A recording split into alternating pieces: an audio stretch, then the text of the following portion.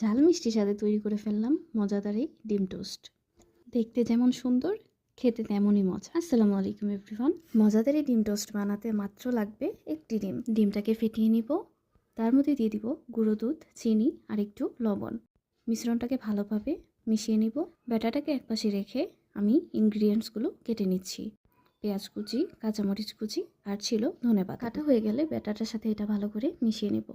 তারপর নিয়ে নিলাম একটা ব্রেড এবং ব্রেডটাকে আমি স্লাইস করে কেটে নিয়েছি। নিজে খাবারটাই তৈরি করবেন, তা দেখতে যদি সুন্দর হয় খেতেও ভালো লাগে। প্রতিটি খাবারে আমার প্রায়োরিটি হচ্ছে খাবারটা দেখতে কেমন। তারপর ভালো করে ওই ডিমের মিশ্রণে কোট করে নেব।